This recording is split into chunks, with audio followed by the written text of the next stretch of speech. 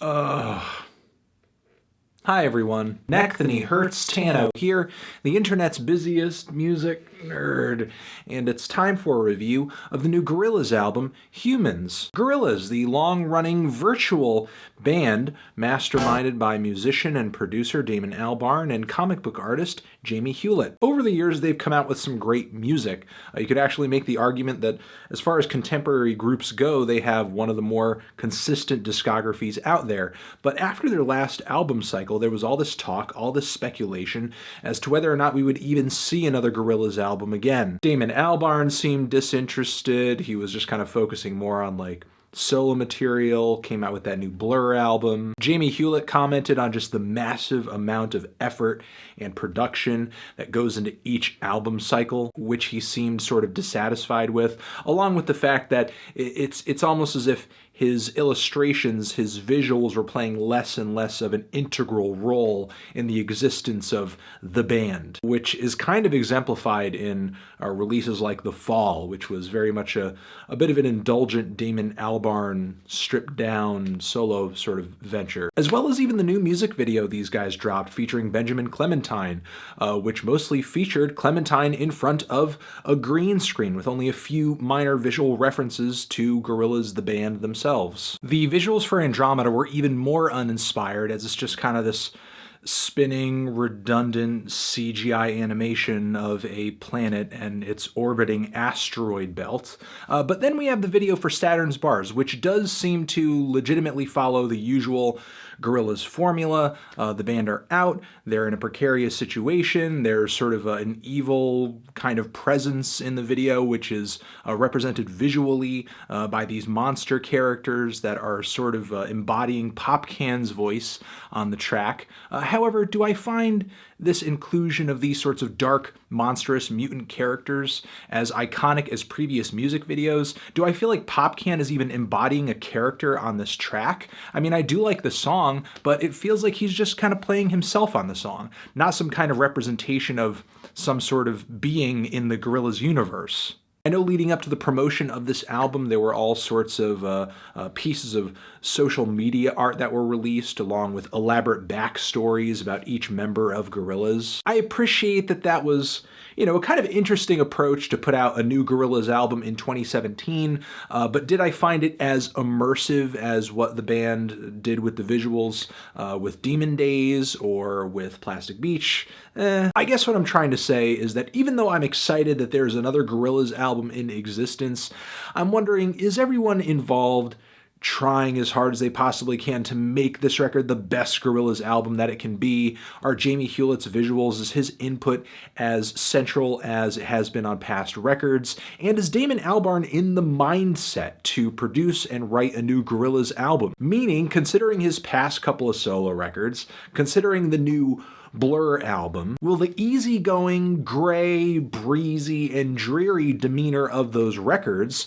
also kind of seep into this new Gorillaz album too? I would hope not. And I know that Damon is responsible for Gorillaz music, but the thing is, Gorillaz is not about him. Gorillaz is about creating music for a band that doesn't really exist. It's about creating music that's kind of otherworldly. It's from a different place, and it's so vibrant, and it's so creative and detailed that it feels real. Suspending that disbelief is part of what makes the project and makes the band so intriguing and entertaining. And if you think that Gorillaz is really just about Damon Albarn producing some kooky, cartoony music, you're fundamentally missing what has made Gorillaz such a unique project in contemporary music. Now, I get that Damon's emotions are going to turn up on a Gorillaz album, his thoughts are going to turn up on a Gorillaz album, but when they do, they have to manifest themselves through the characters, through the world that they exist in. But the thing is, on Humanz, I don't think Damon gives the audience any reason to suspend disbelief. It's to the point where the virtual band has kind of lost its identity, because the vibe is that it's just no longer 2D in the gang, it's just Damon producing for a bunch of artists that he likes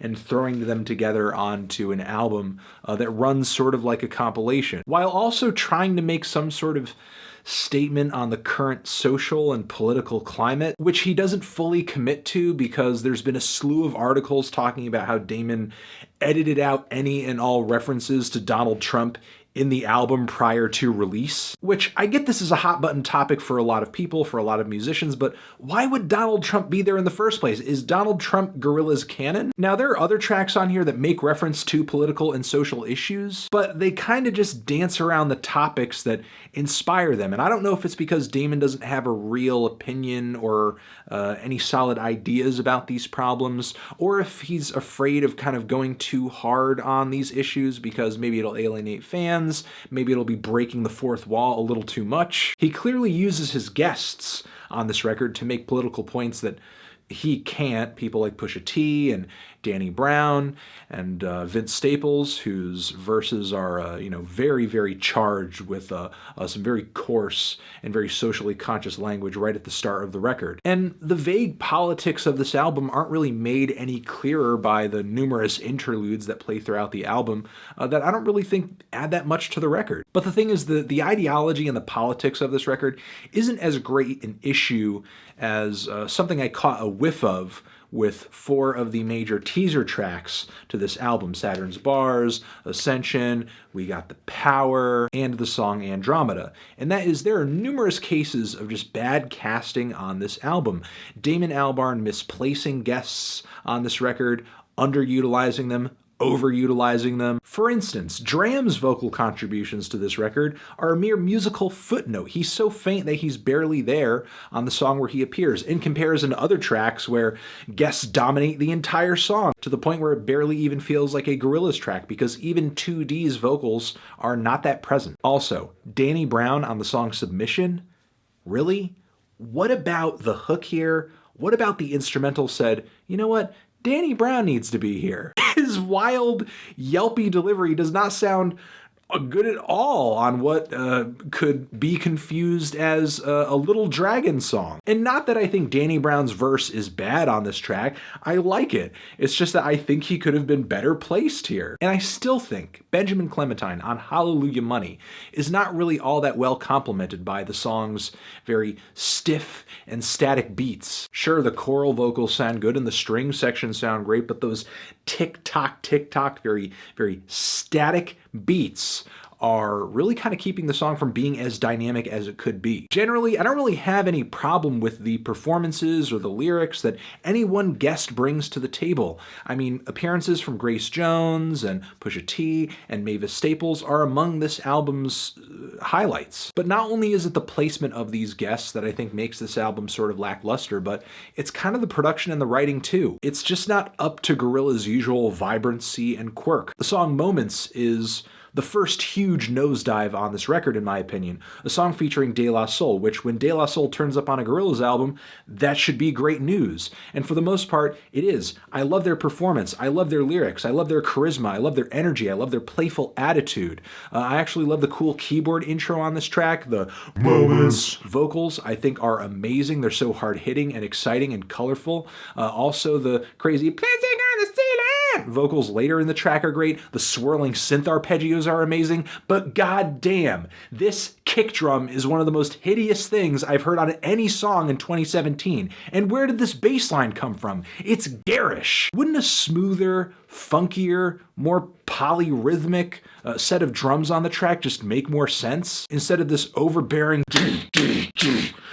It just kind of seems like Damon Albarn shooting for zany because he thinks that's how a Gorillaz song should sound, but he just wound up at ugly. Now, there are lots of wild, sort of off-the-wall tracks in the first half of the record that I like quite a bit. Love Ascension, Vince Staples' lyrics here, like I said, bring a sort of dark, very political tone, almost apocalyptic in a sense, a vibe that I wish carried throughout more of the album. I think would have brought a stronger, more cohesive theme to the record. The very driving and danceable STROBELITE isn't my favorite track on the album, but it's at least likable, and I think lyrically it does kind of play into this theme of chaos going on in your life, things changing, but also trying to get that strobe light off you so that you could lead a more peaceful existence. And Charger with Grace Jones is incredible. I love the booming beat. I love how epic and expressive her performance is. I think the buzzing sort of sampled guitars on the track, kind of revving up all over the song, are crazy. 2D's sort of talk-sung passages on the song come off as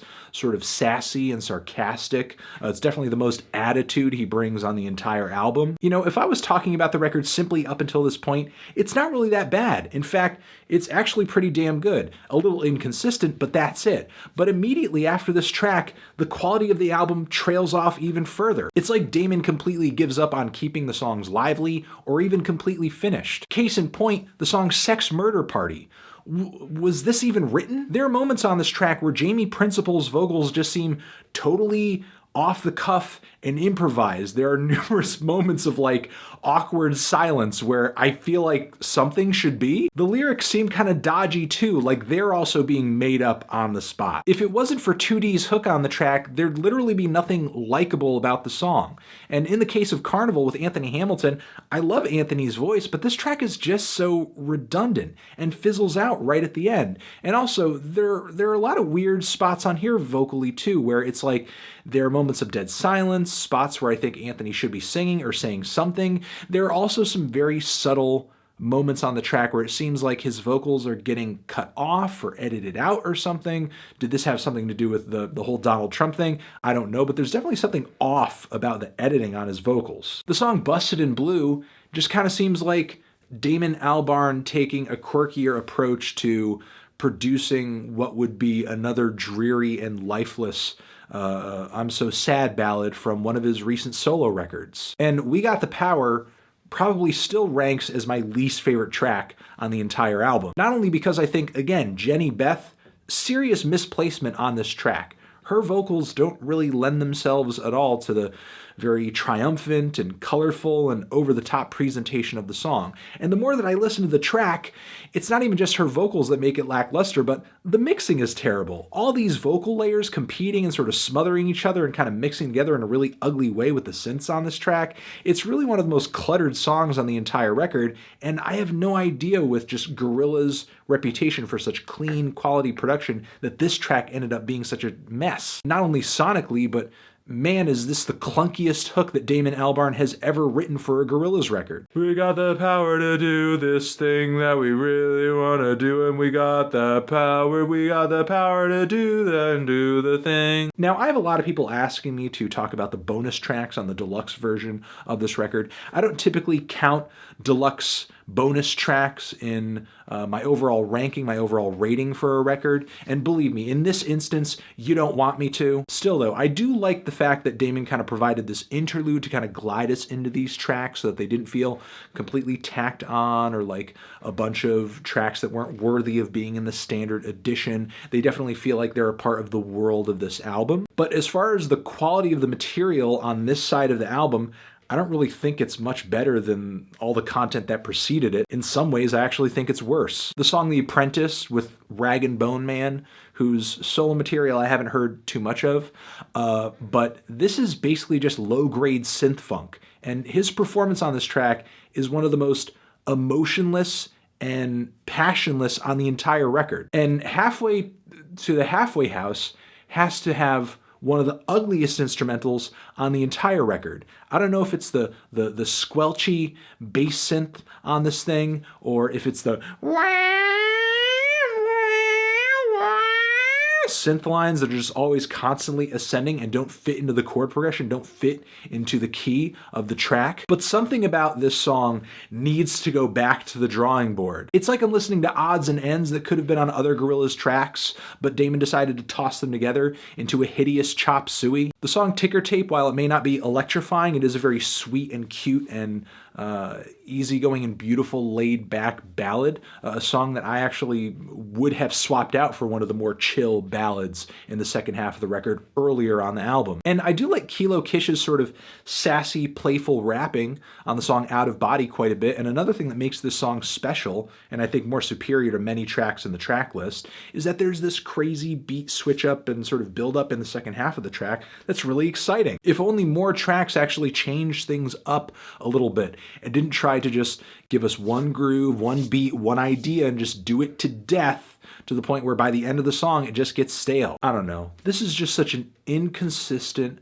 lackluster, and almost uninspired album from Damon and company. And really confirms almost every fear I had going into this album.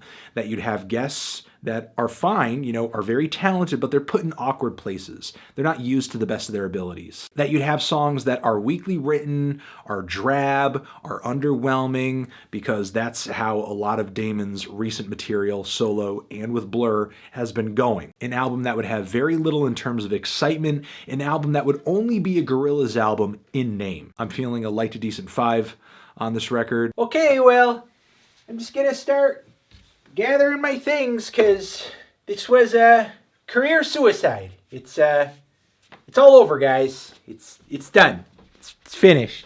Zishin, have you given this album a listen? Did you love it? Did you hate it? What would you rate it? You're the best. You're the best. What should I review next? Hit the like if you like. Please subscribe. And please don't cry. Just leave an angry comment in the comments if you're angry. I hope you're doing well. Gorillaz, Humanz, videos next to my head that I think you should check out. Subscribe to the channel, official website too, forever.